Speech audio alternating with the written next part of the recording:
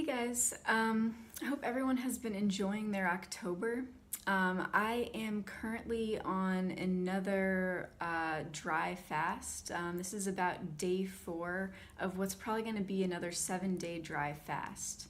Why? Just because I like dry fasting. It makes me feel really good, and I'm hoping to make this more of a continual state of being. And one thing that I will mention is that one of the great things about doing so much dry fasting is that it gets really, really easy to dry fast. I couldn't have imagined months ago going for 4 days without food or water, but now that my body's used to it, it's really pretty easy, and I'm able to keep up high energy and just feel good as I'm doing it. So anyways, that's not what I really want to talk about in this video. In this video, I want to discuss an amazing experience that I had over the summer, which was Burning Man 2017. And it was my first Burning Man experience, and I wanted to share some things that I learned as a first-time burner.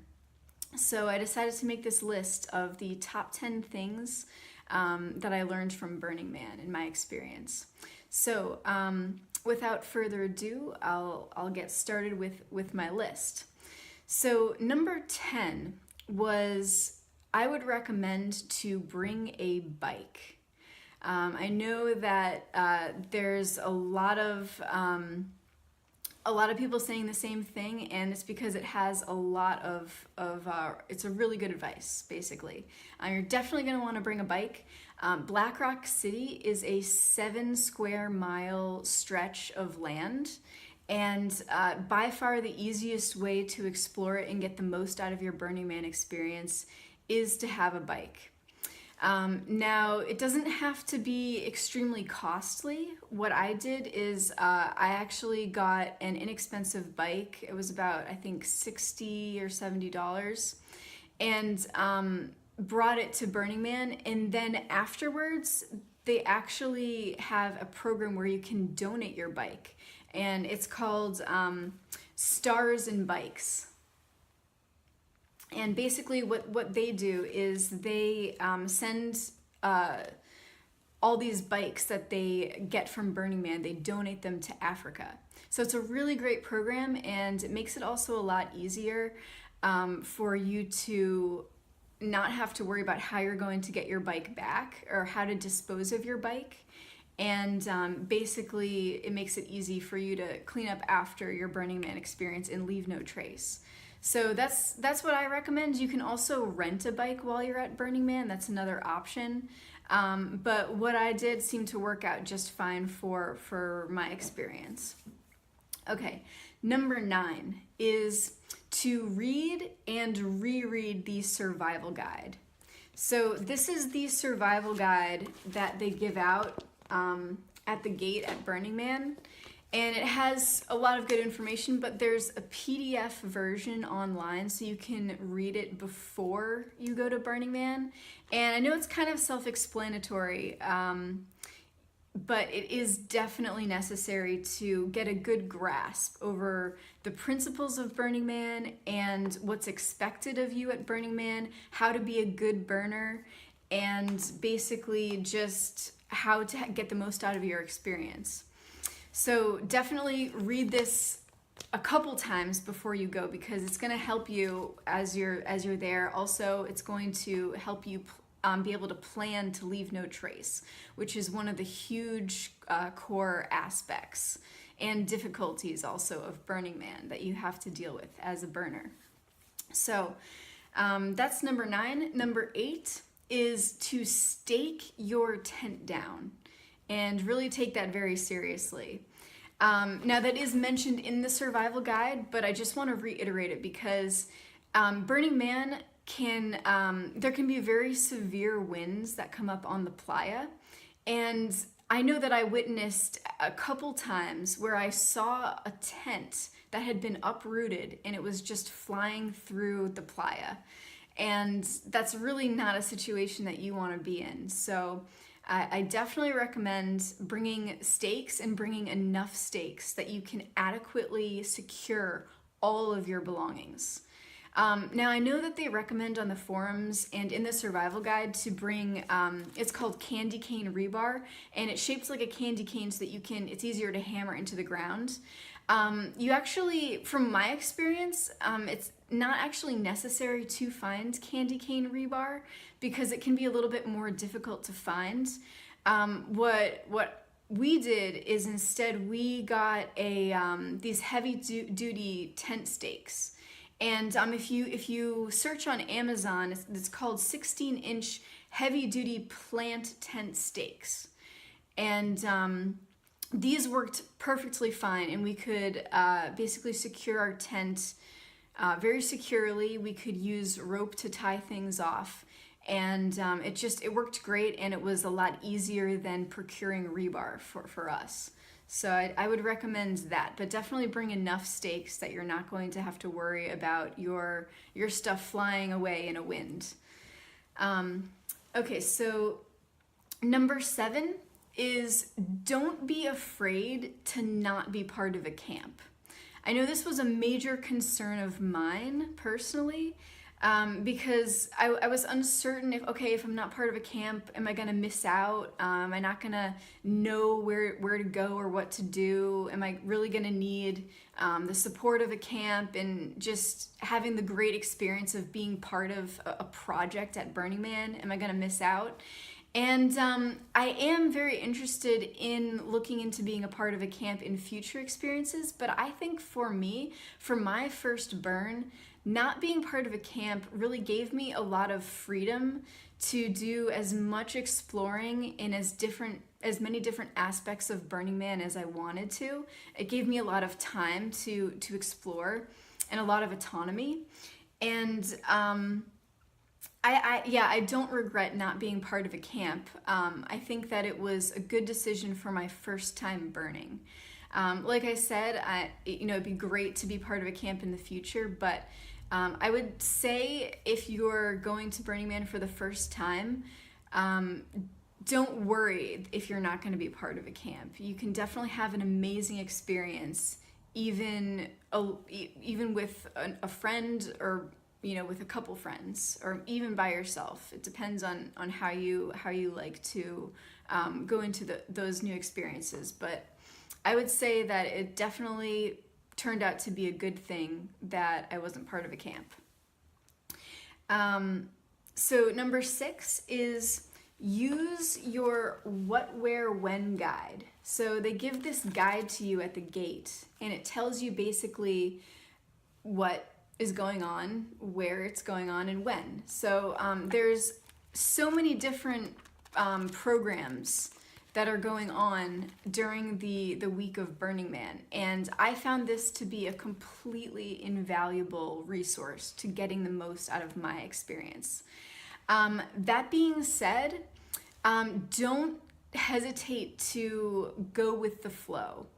As I said, there's so much going on at all times that you're not going to be able to see all of it. And, you want to keep an open mind as to how your experience can go. And because there's so many things that are going on, if you plan out your day, every single hour of your day, that is guaranteed to change. And, there were so many times where I was intending to go to an event, and I ended up, meeting up with some new awesome people and doing something completely differently.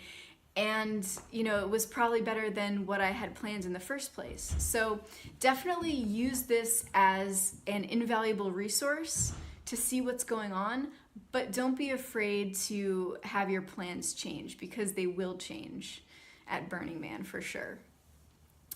Okay, so number 5 is bring a camera other than your smartphone.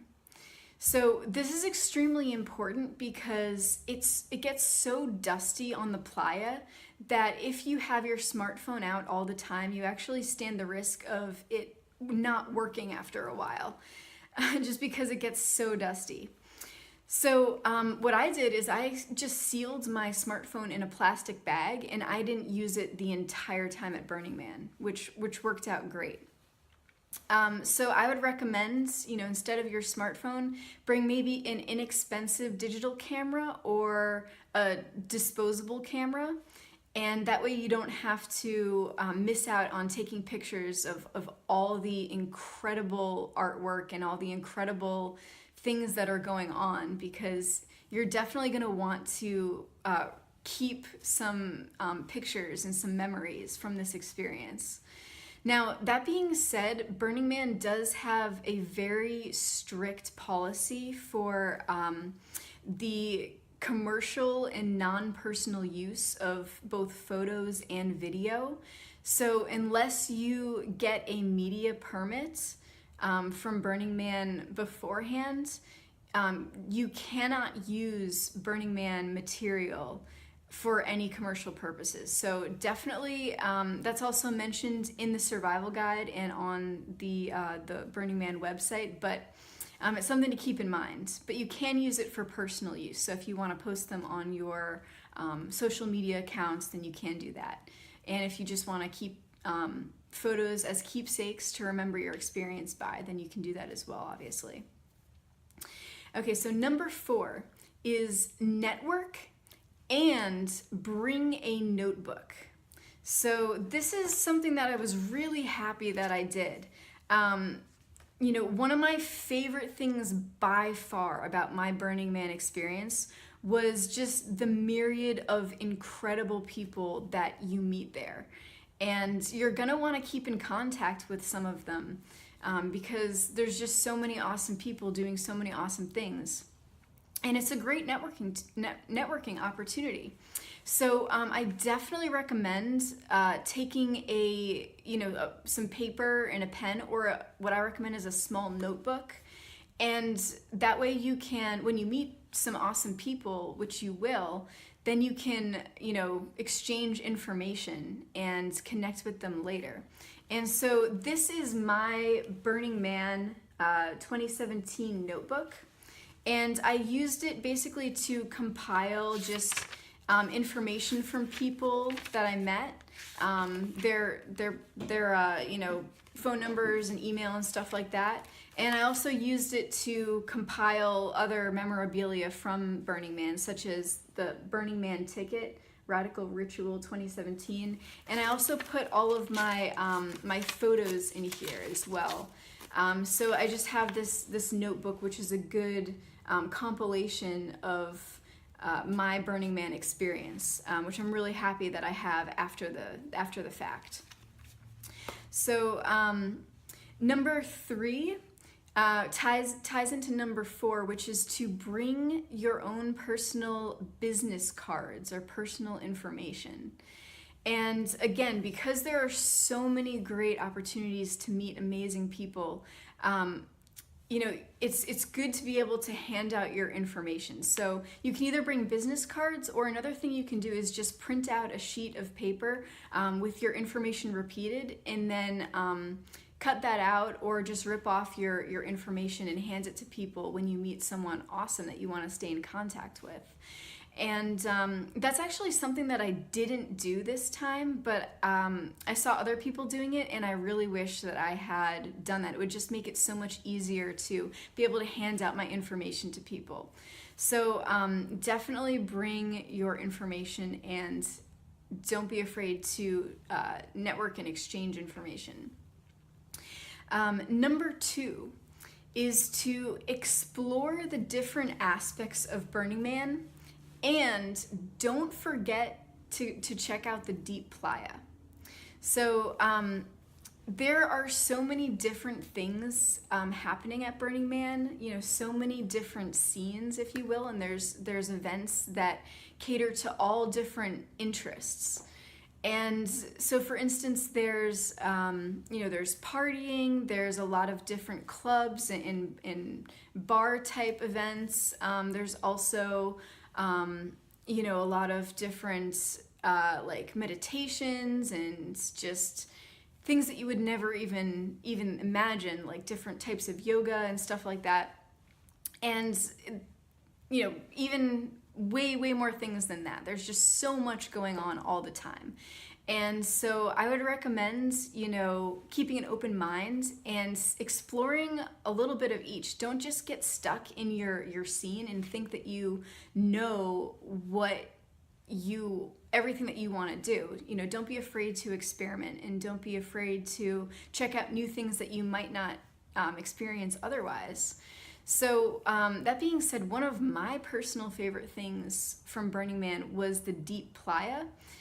So there's so much amazing art that goes on when you get out a little bit further into the playa and away from the theme camps. And I know that it can be a little bit overwhelming because there's so many cool camps that you just want to check out them all, but don't neglect to actually take at least one day or one night and go out deep into the playa and see all of the incredible art, because some of the most amazing art is way out there. So yeah, definitely check that out. And then my number one thing that I learned was to participate in the gift economy. So if you're not familiar, Burning Man has a principle of operating on a gift economy, meaning that nothing is exchanged for money like you would in the default world. And so everything is basically a gift exchange, which is really great. It's a great principle because it really inspires creativity and generosity and camaraderie between your fellow burners. And so what they recommend is bringing something small that you can hand out to people and help make a connection. And what I ended up doing is I got a Instax mini instant camera. And what I would do is I would actually take people's picture and then I would have a picture of them to hand out. Obviously, I'd ask their permission first and see if they wanted a picture of themselves. But most people were really enthusiastic about this. And I got a really great response from doing this. And I met so many amazing people that I probably wouldn't have met otherwise if I didn't have this way of sharing and way of connecting. So I noticed that a couple of other people were doing the same thing as well, taking pictures and then handing them out. And I think it was a really good gift. And so I recommend that is a possibility, but also there were just so many cool gifts that I received in return that I definitely recommend. Don't blow off this principle. It's a great way of connecting with people and a great way of sharing and being part of the community. So definitely plan on participating in the gift economy. So that's about it. Those are the 10 top things that I learned from my first time Burning Man experience. I hope that was helpful. And thank you guys for watching. I will talk to you later.